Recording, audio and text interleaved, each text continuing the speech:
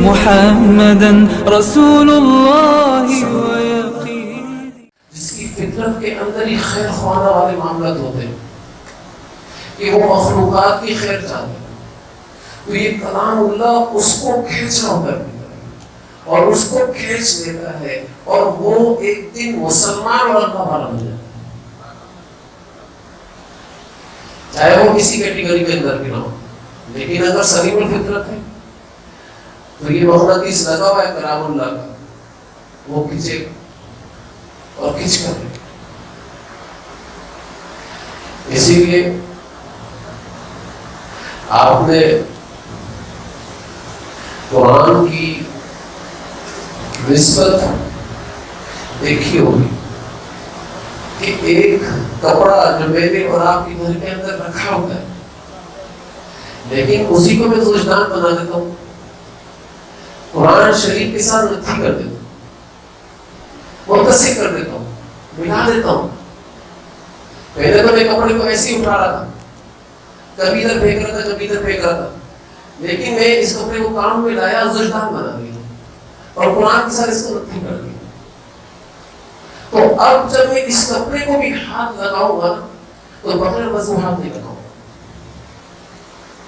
یہ قرآن کی نسبت ہے کہ قرآن کے جڑنے کی وجہ سے اس کپڑے کو جو پہچان ہے، ابھی اس کے اندر جان نہیں ہے، اس کے اندر اللہ تعالیٰ کی ذات میں ایسی عظمت رکھتی، ایسی عزت رکھتی کہ اس کو بھی کوئی شخص بغیر وضو کے ہاتھ نہیں لگا سکتا۔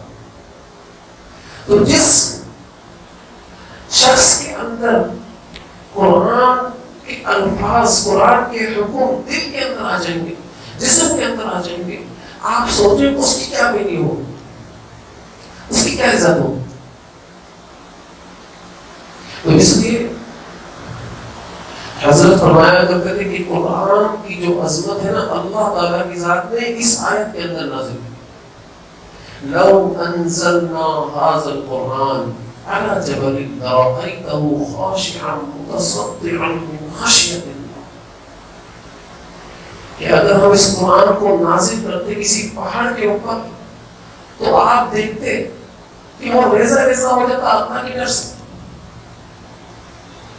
اور یہ تو ہم مثالیں بیان کرتے ہیں لوگوں کے لیے تاکہ لوگ فکر کریں، سوچ و سمجھ رکھیں، اس کے اندر سوچیں۔ بعض اوقات تو اللہ تعالیٰ تنزیل کی صورت کے اندر بات کو واضح کر دیتے ہیں، کیوں؟ کیونکہ ہر شخص ادراک نہیں کرتا، اور عام فہم جو لوگ ہیں وہ تو بالکل بھی ادراک نہیں رکھتے۔ اسی لیے اس بات کو اللہ تعالیٰ کی ذات نے قرآن کے اندر ہی دوسری جگہ ارشاد فرمایا، سمجھایا۔ جب موسیٰ علیہ السلام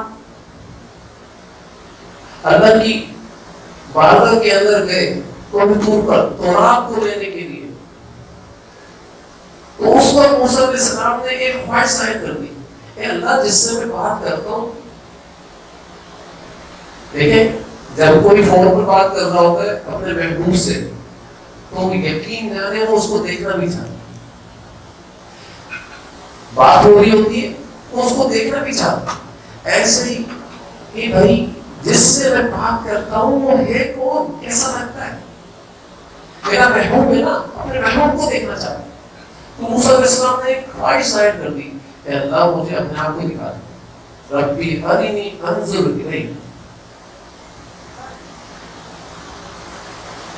اللہ تعالیٰ کی ذات نے جواب دیا، قال لن ترانی، آپ مجھے دیکھ ہی نہیں سکتے، لیکن ایک کام کریں، ولكن انظر الى الجبل فإن استقر مكانه فسوف ترانی، ایک کام ہی کر لیں کہ آپ پہاڑ کی طرف دیکھیں، اگر میں اپنی تجلی اس کے اوپر ڈالتا ہوں، اگر وہ اپنی جگہ پر ٹھہرا رہا تو پھر تو آپ مجھے دیکھ لیں گے، لیکن وہی ایسا ہو گیا تو پھر آپ مجھے نہیں دیکھ سکتے۔ فلما تجلى ربه للجبل جعله دكا وخر موسى صاعقا۔ اس کو سمجھنے کی ضرورت ہے کہ اللہ تعالیٰ کی ذات نے اپنی تجلی پہاڑ پر ڈالی اور موسیٰ علیہ السلام نے واسطے کے ساتھ پہاڑ کو دیکھا ہے، بلا واسطہ نہیں دیکھا اللہ کی ذات کو، ان کی تجلی کو بلا واسطہ نہیں دیکھا، یہ ذات کی تجلی تھی جو پہاڑ پر پڑی۔ اور اللہ تعالیٰ کی ذات فرماتا ہے جب میں نے پہاڑ پر تجلی ڈالی تو پہاڑ جلا ہدک کا ایسا ہو گیا. وخر موسیٰ صاعقہ، اور موسیٰ علیہ السلام اس پہاڑ کے معاملات کو دیکھ کر بےہوش ہو گئے. یہ پہاڑ کو دیکھا تھا. ہم یہ سمجھتے ہیں تجلی موسیٰ علیہ السلام پر آئی. نہیں، پہاڑ پر اللہ تعالیٰ کی ذات نے ڈالی تھی اور موسیٰ علیہ السلام کو کہا تھا پہاڑ کی طرف دیکھنا. وہ واسطے کے ساتھ تھا. اور کیا کہنے ہمارے آقا علیہ السلام کے کہ اللہ رب العزت کو معراج کے موقع پر براہ راست دیکھا ہے اور ان آنکھوں سے دیکھا ہے جو میرے اور آپ کے سر کے اندر ہوتی ہے نا، سب کی آنکھوں سے دیکھا ہے. فَكَانَ قَابَ قَوْسَيْنِ أَوْ أَدْنَىٰ. ہمارے قرآن کے اندر فرمایا جیسے تیر کمان ایسے مل جاتے نا، ایسے اس طریقے سے اللہ تعالیٰ کی ذات نے اپنے محبوب صلی اللہ علیہ وسلم کی ذات کو قریب کر لیا. اس لیے تیر کمان کی مثال دی. دو تیر کمان ایسے ہو جاتے ہیں، ایسے ہو جاتے ہیں، ایسے جوڑا اور جوڑ کر اللہ کے حبیب صلی اللہ علیہ وسلم کی ذات نے میری ذات کو دیکھا. تو لہٰذا بتانے کا مقصد کیا تھا کہ اللہ تعالیٰ کی ذات کی عظمت قرآن کی جیسے ذات کی عظمت ہے نا، ذات کی تجلی ہے، ایسی صفات کی تجلی. یہ جو قرآن ہے یہ اللہ کی صفت کلام ہے. اس کے اندر وہی تاثیر ہے جو ذات کی تجلی کے اندر تاثیر ہے. جس طریقے سے ذات نے پہاڑ کو ریزہ کر دیا اس کی تجلی نے، اگر اس کو بھی کلام کی تجلی کو بھی اللہ تعالیٰ کسی پہاڑ پر نازل کرتے تو وہ بھی ویسا ہو جاتا. لیکن براہ راست قربان میں حبیب صلی اللہ علیہ وسلم کے قلب اثر کے اوپر یہ قرآن اترتا ہے اور اللہ کے حبیب صلی اللہ علیہ وسلم کا دل اتنا مضبوط بنایا اللہ تعالیٰ کی ذات نے، ریزہ نہیں ہوا. ایسا مضبوط بنا. حضرت فرمایا کرتے تھے کہ جس نے ذات کی تجلی کو حاصل کرنا ہونا وہ خانہ کعبہ چلا جائے، اور جس نے صفات کی تجلی کو حاصل کرنا تو وہ مسجد اقصی چلا جائے، اور جس نے شان کی تجلی کو حاصل کرنا ہو وہ کوئی دور چلا جائے. اور ہمارے حبیب صلی اللہ علیہ وسلم تو شان جامع کے وزن تھے. ذات، صفات اور شان تینوں قسم کی تجلی براہ راست آپ صلی اللہ علیہ وسلم کی ذات کے اوپر برس گئی. تو حضرت فرمایا کرتے تھے جس نے ذات، صفات اور شان کی تجلی کو حاصل کرنا ہے وہ مسجد نبوی کے اندر چلا جائے، حضور صلی اللہ علیہ وسلم کے روضے رسول پر حاضر ہو جائے. وہاں پر اس کو اس تینوں قسم کی تجلی ملے گی، اس کے ساتھ ملیں گے، اس کے فیض ملیں گے.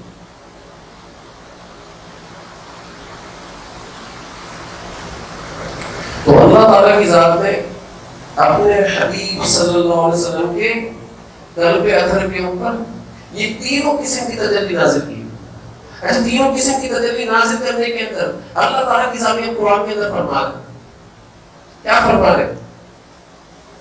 یا ایھا الناس قد جاءتکم موعظۃ من ربکم وشفاء لما فی الصدور وہدی ورحمۃ للمؤمنین. اے لوگوں، یہ جو قرآن تمہارے پاس آیا تمہارے رب کی طرف سے، اس میں جو سینوں کے اندر مرض ہوتا ہے نا اس کی شفا ہے. کیا مرض تھے سینوں کے اندر؟ بھئی 10 سالوں کے اندر، 13 سالوں کے اندر حضور صلی اللہ علیہ وسلم مکے کی زندگی کے اندر دعوت دے رہے، تبلیغ کر رہے، لیکن مشکل سے 700 لوگ مسلمان ہوئے تھے. مشکل سے.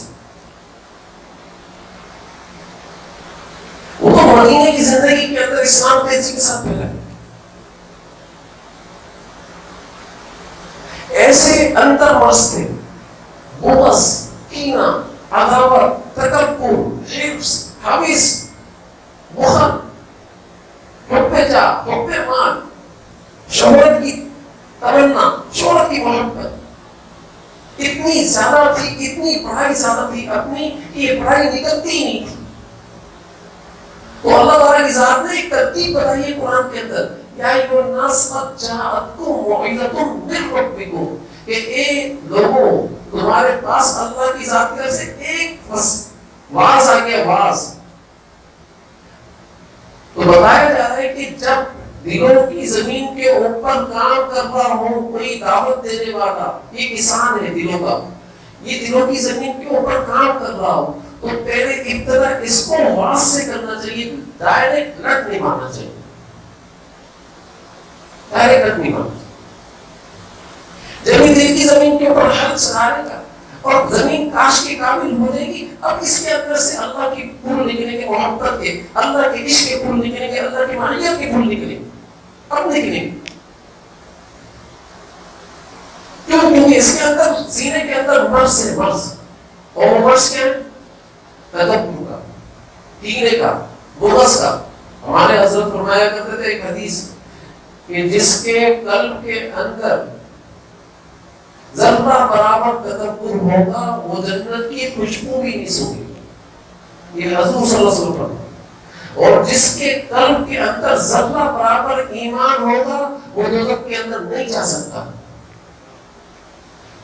سمجھ میں آ رہی بات؟ اس کا مطلب صاف صاف یہ کہ جیسے ہی دل کے اندر تکبر کا ذرہ آتا ہے ایمان رخصت ہو جاتا ہے. جب ایمان ہی رخصت ہو گیا تو اب اس کا مقدر جہنم ہے. لہذا اپنے ایمان کو سلامت رکھنے کی ضرورت پڑے گی. اور وہ ایمان کیسے سلامت رہے گا؟ وہ ایمان سلامت رہنے کے لیے ضروری ہے کہ اپنے آپ کو حقیر سمجھے. حضرت حکیم رحمۃ اللہ نے فرمایا کرتے تھے کہ بھائی میں اپنے آپ کو سب سے زیادہ حقیر سمجھتا ہوں مسلمانوں کے اندر بھی اور کافروں کے اندر بھی. پتہ نہیں کافر سے اس لیے حقیر سمجھتا ہوں کہ پتہ نہیں اللہ تعالیٰ اس کو ہدایت کے نور سے مالا مال کر دے اور مرتے ہوئے اس کو کلمہ نصیب ہو جائے اور میری جو حیات ہے، جو باقی سانس ہے، ہو سکتا ہے کہ نماز نافرمانی میں گزر جائے اور میں کلمے سے محروم ہو جاؤں.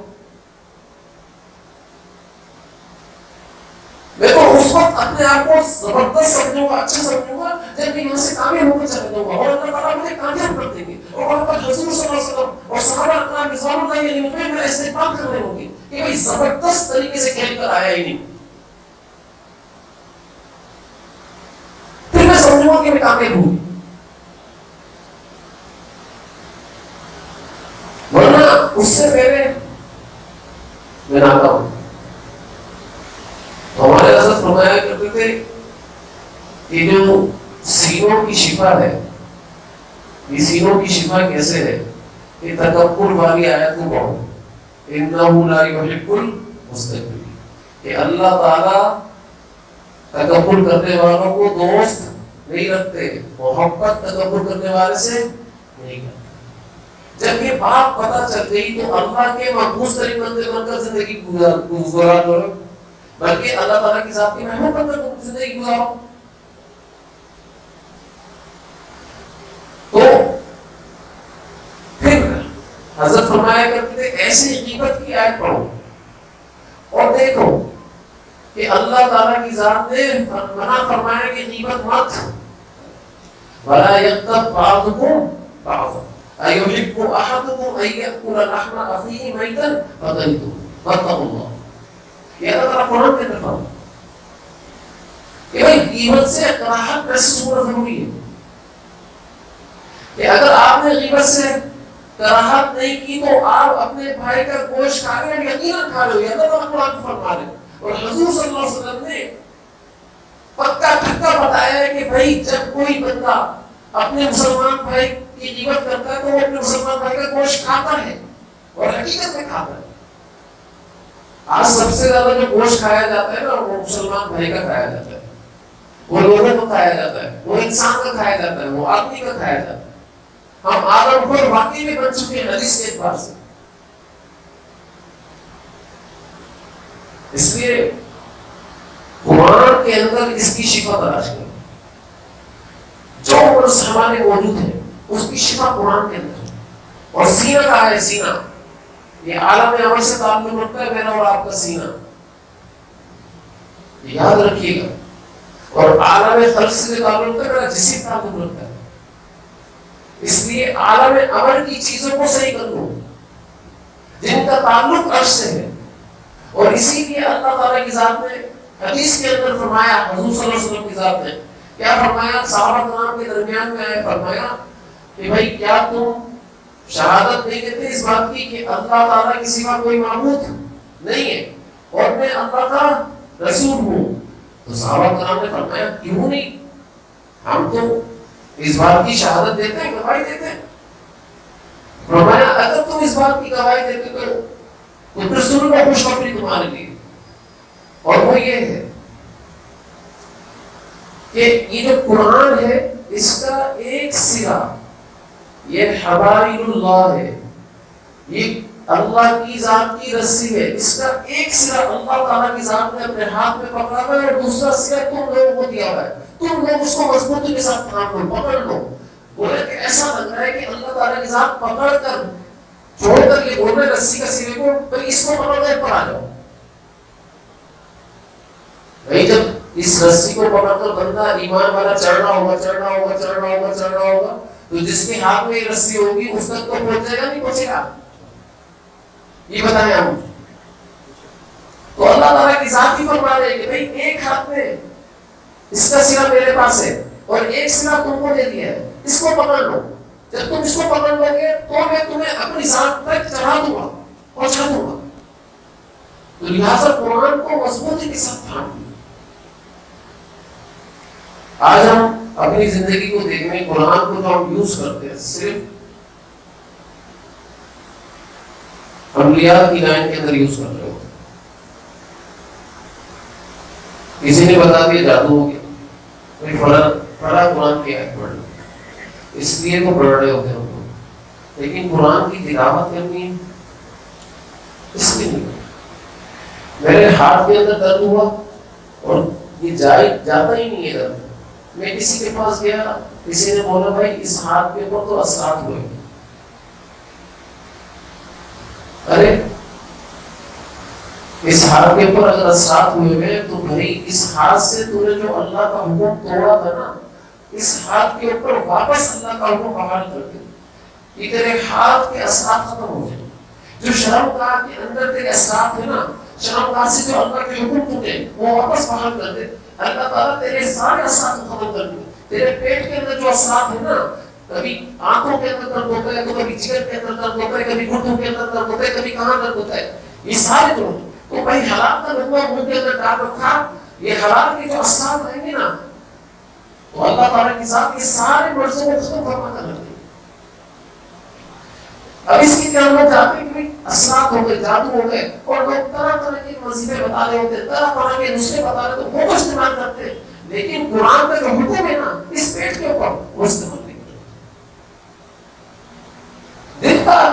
دل کے اندر مرض ہوتا ہے. کسی نے کہا کہ بھائی دل نہیں لگتا اللہ کی عبادت کے اندر, چلو یہ تو ایک روحانی مرض ہے. لیکن کسی نے کہا کہ میرے دل کے اندر تکلیف ہوتی ہے, پریشانی ہے, کوئی ایسا لگتا ہے دل دبا ہے اور سانس بھی گھٹ گھٹ کر آتا ہے, بلڈ پریشر ہائی ہو جاتا ہے, کولیسٹرول بڑھا ہوا آتا ہے, یہ ساری چیزیں چل رہی ہوتی ہیں. سینہ بھی جام ہوتا ہے, ایسا لگتا ہے سینے کے اندر کوئی بیٹھا ہوا ہے. اچھا ابھی کسی شخص کے پاس گیا, اس نے بولا بھائی تیرے اوپر تو پکا ٹکا جادو کے ساتھ ہوگا, اور یہ بڑا بڑا چیز پڑھ لیا.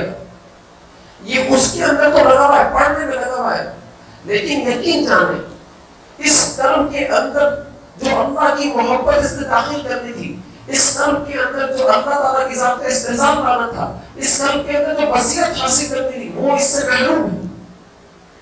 اگر قلب کے اوپر اللہ کا حکم لاگو کر دے گا, نافذ کر دے گا, لیکن جانے قلب کے آواز اللہ تعالیٰ ختم کرنا شروع کر دے گا, چاہے وہ ظاہری ہو چاہے وہ روحانی ہو. لیکن قلب کے امراض کو کوئی ختم نہیں کرتا. کسی کی ذات کے پاس کینہ ہے نا, وہ کینہ رہے گا, ابھی تک کینہ ہوگا. اور لوگ بولوں گے زبان سے ہم نے معاف کر دیا, ہم نے معاف کر دیا, لیکن معاف نہیں ہو رہا ہوگا, دل سے ہی نہیں کر رہا ہوگا. یا معاف تو کر دیا لیکن دل کے اندر سے نہیں کرتا, تو اس کا مطلب ہے تم نے معافی نہیں کیا, تو معافی کے مفہوم کو نہیں سمجھا. وہ بس رکھ کر بیٹھا ہوگا دل کے اندر, بس میرے سامنے نہیں آیا کریے، اس کو بتا دینا، اس کو سمجھا دینا، جب بھی سامنے آئے گا مجھے غصہ آئے گا، میں چھوڑوں گا نہیں اس کو. تو یہ کیسا وہ نکالا تو نے، یہ دل کو کیسا صاف کیا تو نے، دل کی ریخوں کے اندر تو اللہ کے غیر کو نکل بیٹھا ہوا ہے، دل کی ریخوں ہو اللہ کے غیر سے پاکی نہیں کرتا. تو یہ کیسا مرض تو نے ٹھیک کیا نا بھائی. دل کا مرض تو یہ ہے کہ دل کی ریخوں کے اندر اللہ کا غیر بیٹھ جائے، واقعی کردار کے اندر، اور نکلنے کا نام ہی نہ لے، اللہ یاد ہی نہ آتے ہو. جب بھی یاد آتا ہو اسباب کی صورت میں یاد آتے ہو، اسباب کو سامنے رکھ کر اللہ کو یاد کرنا ہوگا. یہ اللہ کا غیر ہے، اس کا تاثر ہے. اس لیے اللہ کے غیر کو نکالو، یقین جانو دل کے مرضوں سے نجات مل جائے گی، دل کی مرضوں سے نجات مل جائے گی. یہ سارے معاملات سوچ ہوں گے. پھر لوگوں کو دیکھو گے تو کوئی دشمن بھی سامنے سے آ رہا ہوگا تو اس کی ہدایت کی دعا بھی کر لو، اے اللہ اس کو بھی ہدایت دے، اے اللہ اس کو بھی ہدایت دے، اے اللہ. یہ نبی کریم صلی اللہ علیہ وسلم کی ذات کا طریقہ ہے جو صحابہ کرام کو سکھایا ہے. آج میں نے سنا کہ بھئی انڈیا کے اندر کوئی مرض زیادہ بڑھ گیا ہے تو لوگ خوش ہو کر بتاتے ہیں کہ اچھا ہندو ہے، اچھا ہندو ہے. صحابہ کرام کا جذبہ یہ نہیں ہوا کرتا تھا. صحابہ کرام چلتی پھرتی قرآن کی تفسیریں تھیں، اس لیے صحابہ کرام کے عمل کو دیکھنا پڑے گا. صحابہ کرام کا یہ عمل نہیں ہوا کرتا تھا، بلکہ صحابہ کرام کا تو عمل یہ ہوا کرتا تھا کہ اے اللہ سارے کافروں کو ہدایت دے دے. اور حضرت فرمایا کرتے تھے کہ اگر یہ لوگ مسلمان یہ سوچ لیں گے کہ ہم ہلاکت کی دعا کرنا شروع کر دیں تو وہ ہلاک ہو جائیں، کبھی بھی نہیں ہوگی. جب تک ان کے دلوں کے اندر ان کی ہدایت نہیں ہوگی، ہدایت کی نیت نہیں کریں گے، جب تک ہدایت کی نیت نہیں کریں گے اس وقت تک ان کے اندر ہلاکت بھی نہیں آئے گی. ہلاکت ہے ہدایت کی نیت کے ساتھ، اس کو سمجھنے کی ضرورت ہے. جب یہ ہلاکت چاہتے ہیں تو پہلے ان کی ہدایت کی نیت کرنا پڑے گی، ان کی ہدایت کی دعا کرنا پڑے گی. جب ان کی ہدایت کی دعا کریں گے، ان کی قسمت میں ہدایت نہیں ہوگی، اللہ کو ہلاک کر دے. لیکن خوش نہیں ہو رہے.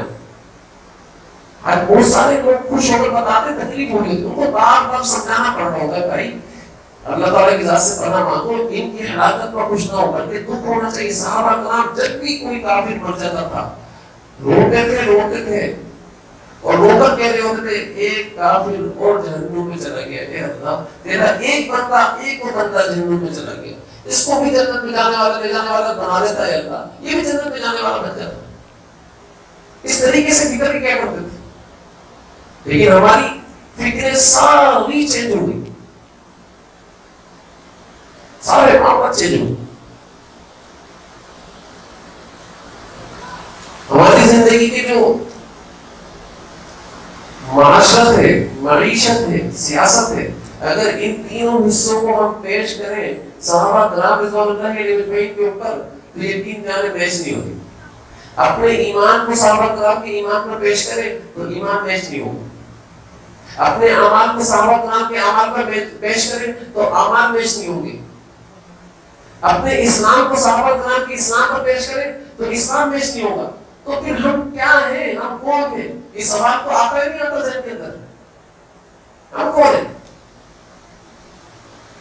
تو لہٰذا سوچنے کی ضرورت ہے، اپنے اعمال کو صحیح کرنے کی ضرورت ہے اور قرآن کے اوپر لانے کی ضرورت ہے. یہ ہے قرآن کی عظمت، یہ ہے قرآن کی بڑائی. حضرت فرمایا کرتے تھے کہ بھئی قرآن کی عظمت صرف اللہ اور اس کا رسول جانتا ہے، باقی اور کوئی نہیں جانتا کہ قرآن حقیقت میں ہے کیا چیز، اس کی حقیقت اور اس کی عظمت ہے کیا. اس لیے اس کی عظمت کو سمجھتے ہوئے جتنی بھی آتی ہے عظمت، اس عظمت کی وجہ سے اللہ تعالیٰ کی ذات کے قریب آتے چلے جائیں اور قرآن سے اپنے عمل کو جوڑتے چلے. يا ربي يا من هو مرشدي، أيقنت أن إليك مرادي وموعدي، فعشقت كل حروف كتابك مهتدي ومقتدي